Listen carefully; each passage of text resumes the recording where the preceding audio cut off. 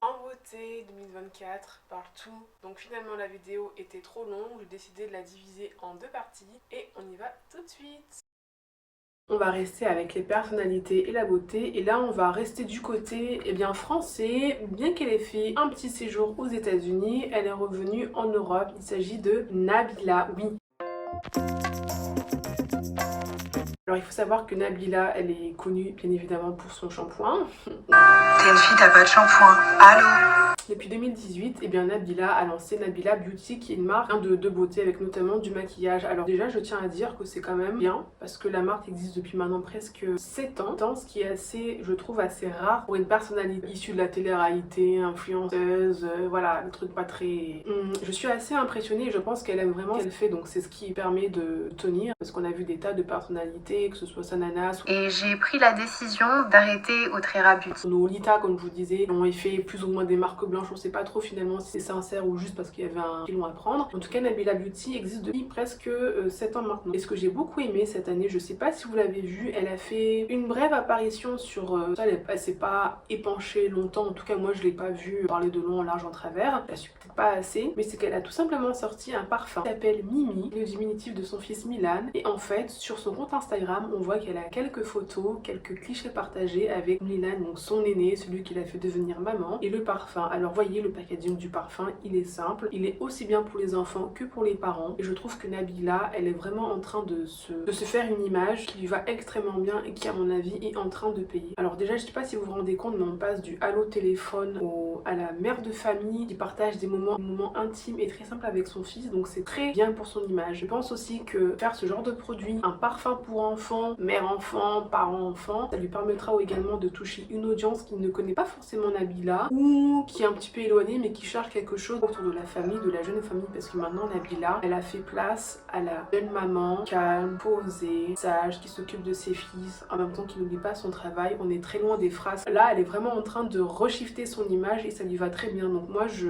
trouve que cette idée de parfum avec son fils, de partager quelques images sans trop en faire, c'est une super idée et ça permettra vraiment de l'ancrer dans des valeurs beaucoup plus profondes autour de la famille, autour de la marque qui construit. En plus, on voit cette séquence de photos, elle est vraiment très simple. On n'est pas du tout dans le show-off, non, on est vraiment dans quelque chose de très simple avec le mère et un fils. C'est super bien pensé. D'ailleurs, je trouve que ça accompagne très bien, pas dire cette image, mais un petit peu le virage qu'elle prend depuis quelques temps et qu'on la voit. Elle a notamment été justement encore avec son fils Milan cette année, il me semble, au Kenya pour aider un orphelinat. Donc là, on la voit aussi assez simple, pas du tout en mode show-off. Elle a aussi pris position pour Gisèle Pellico. Ça, je trouve que c'était un petit peu touchy de venir dire que je vais t'aider financièrement. Personnellement, je trouve que c'était pas très bien fait, mais bon, c'est comme ça. En tout cas, quand on voit ça, je me dis que Nabila, dans quelques années, peut-être même dans quelques mois, on pourrait bien la voir, peut-être ambassadrice ou porte-parole, pourquoi pas, soit d'une asso, théâtre caritative, mais en tout cas, je la vois bien aller dans cette mouvance-là. Elle rit encore de ses défauts ou encore de ce qu'on pense qu'elle est comme BookTok, mais en tout cas, l'idée du parfum familial, c'est une très bonne idée parce que dans la cosmétique, dans la beauté, la parfumerie, parfum de célébrité, franchement,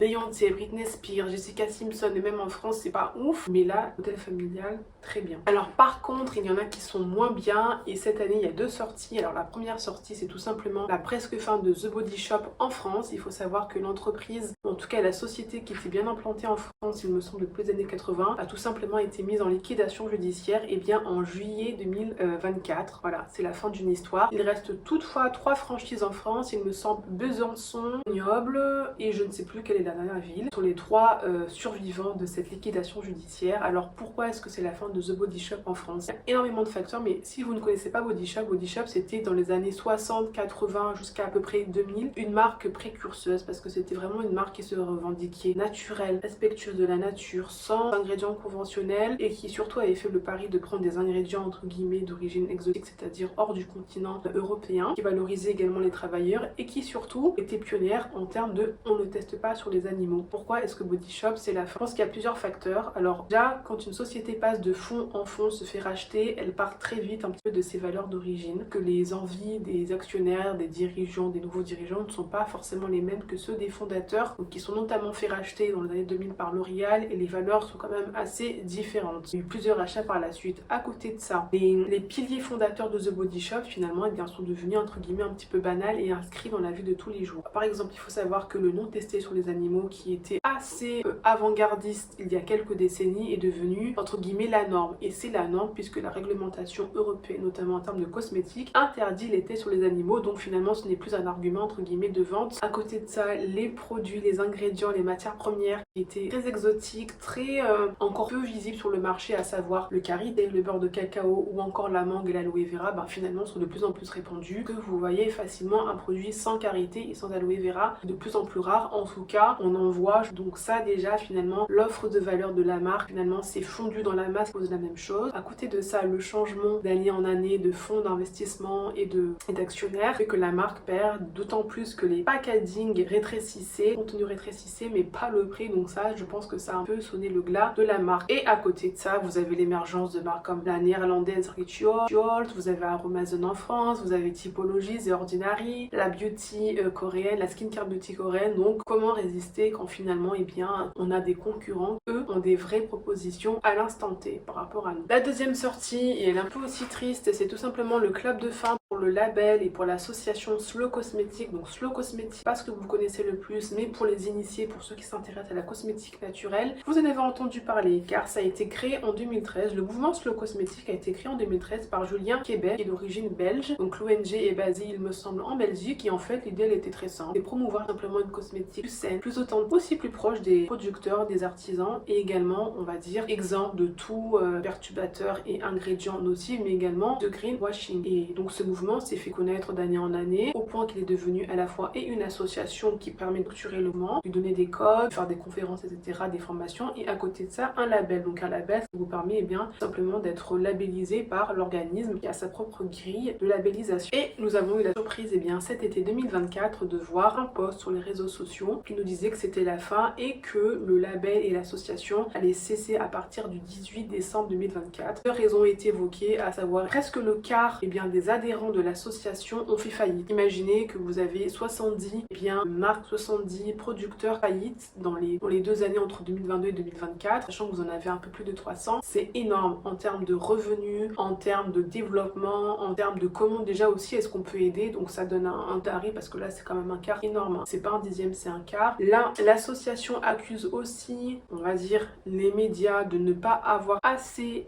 parlé de la slow cosmétique, du mouvement slow cosmétique en 2023. Donc imaginez la faillite et un manque d'exposition, un manque de visibilité en termes médiatiques. Donc forcément vous êtes moins connu, moins de revenus, moins d'opportunités de parler, de vous défendre. Et à côté de ça, et également qui est remarqué, il y a un sacré shift au niveau des labels et des certifications en Europe, de part et d'autre. Alors d'une part parce que les marques ont de plus en plus finalement leur propre manifesto, leur propre claim, leur propre engagement RSE qui finalement injustifie le fait d'avoir des labels ou des certifications. Et à côté de ça, vous avez la réglementation européenne, le cadre légal des cosmétiques en France et en Europe qui est en train d'aller vers une cosmétique beaucoup plus responsable, ou en tout cas moins polluante, moins mauvaise à la fois pour l'environnement et pour les consommateurs. Donc finalement un label, qu'est-ce que ça vaut maintenant de nos jours? Je dis pas que c'est la fin, mais je dis qu'il y a une question à se poser. En tout cas, il me semble que la boutique qui vend encore des produits cosmétiques par les artisans qui sont encore là sera toujours en ligne, mais bien évidemment le label lui il saute, donc ne cherchez plus le label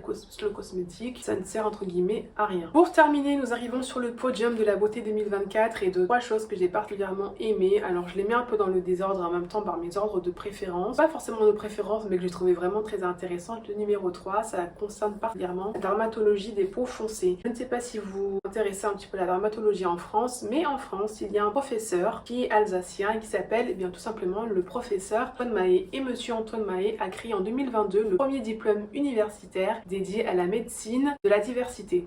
Médecine de la diversité, qu'est-ce que ça veut dire? Que les gens sont pas les mêmes? Exactement. Et appréhender un patient qui vient hors de l'Europe, qui n'est pas caucasien, ce n'est pas la même chose que de traiter quelqu'un qui vient de l'Europe, de la France ou qui est caucasien. Énormément de choses. Et ce qui est très intéressant de ce diplôme universitaire, déjà c'est qu'il existe, c'est une première en France, et qu'en plus il propose des modules qui vont vraiment être destinés à la dermatologie des peaux noires. Alors c'est un module, c'est pas un master, il faudrait pousser le bouchon beaucoup plus loin. Pousse le bouchon un peu trop loin, Maurice. Mais c'est une première en France. Et d'ailleurs dans la dermatologie et dans l'aspect des pathologies de carnation et de cheveux afro ou en tout cas foncés, on a quand même des cours sur le cheveu crépus, des cours sur l'évolution pigmentaire cutanée, sur la cosmétologie, ou encore le cours 22 permet d'aborder les grandes ensembles régionaux que sont l'Afrique subsaharienne et les Antilles. Je sais pas si vous vous rendez compte, mais ça c'est super pour les médecins, pour les dermatologues, pour tout le corps médical qui a vraiment envie de mieux comprendre sa patientèle qui n'est pas caucasienne, qui n'est pas européenne ou plutôt qui est extra-européenne. Ça donne vraiment des clés et l'aspect dermatologique est très important parce qu'on pourrait faire un pan entier. Je pense qu'il faudrait au moins, je sais pas, 4-5 années d'études spécialement dédiées à la dermatologie. Et je parle aussi des cheveux des personnes foncées. En tout cas, commence entre la Méditerranée, Alger jusqu'au Cap de Bonne-Espérance en passant par les Antilles et la Réunion, Madagascar. Bref, toujours est-il que c'est une très belle avancée et franchement on espère que ce diplôme universitaire sera reconduit d'année en année, donc n'hésitez pas à le consulter, donnez-lui de la force, c'est très important. Mon film coup de cœur de l'année, même s'il y en a un que j'ai beaucoup aimé, mais on va pas parler de lui, vous l'avez deviné, c'est simplement The Substance qui est sorti sur nos écrans le 6 novembre 2024. Réalisé par la française Coralie Farja avec la sublimissime et sculpturale Demi Moore qu'on retrouve, mais waouh, genre c'est une bombasse, et avec son double Sue qui n'est rien d'autre que l'actrice mannequin Margaret Qualley que vous connaissez puisque c'est elle qui interprète la fille à la robe verte dans le spot de Kenzo. Les gens vous diront que c'est un film d'horreur, un film gore, moi je vous dis que c'est une fable contemporaine sur la beauté de la femme, sur la perception de ce que doit être la femme au 21e siècle et franchement le côté gore, il y en a. Bon, la fin, voilà, je suis un peu mitigée, mais il sert vraiment le propos. Donc, grosso modo, c'est l'histoire d'une femme qui a 50 ans, qui est l'animatrice d'une émission Gym Tonic qui passe à la télé et qui se fera remercier à ses 50 ans par bien évidemment le producteur qui est un homme parce que elle a 50 ans, elle est plus assez fraîche, elle est plus assez jeune et ils veulent du jeune, du sang frais, du sexy. Et ça sera donc un choc pour notre Demi-Moore, comme par miracle ou presque pas, faut voir le film, se fera proposer de se faire injecter, de prendre un produit qui s'appelle tout simplement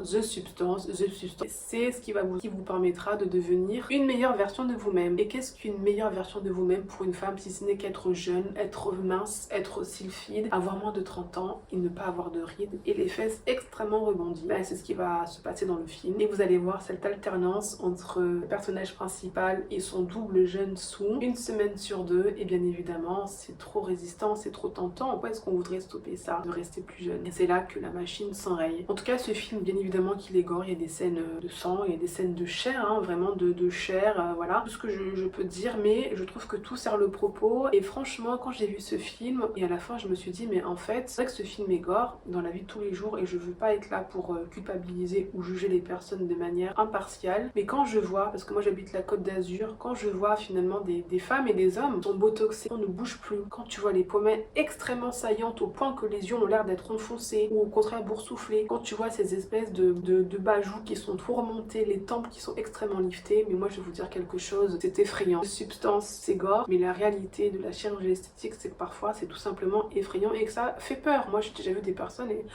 où c'est l'air extrêmement gonflé, mais c'est fou. Bon, le numéro 1 de la beauté, alors je ne descends pas le prix, c'est juste que c'est vraiment quelque chose que j'ai trouvé très marrant. Vous allez dire oh mais finalement c'est pas ouf, mais moi je trouvais ça vraiment intéressant. C'est Guerlain qui en janvier 2024 a osé nous sortir une crème antique. Oui, comme la physique quantique, Guerlain, qui est une marque de luxe détenue par LVMH par Monsieur Bernard Arnault, a sorti une crème quantique à l'orchidée impériale, tout le toin-toin qui vous permet de la réjuvénation et surtout d'activer 6 facteurs de lumière que vos cellules au niveau du derme vont capter pour redistribuer la lumière et vous donner l'air plus jeune. Un gros charabia qui n'est pas passé inaperçu puisque la chaîne YouTube G1000 mais également la petite Gabi, plutôt plus pour la composition, ont repris, ont décortiqué.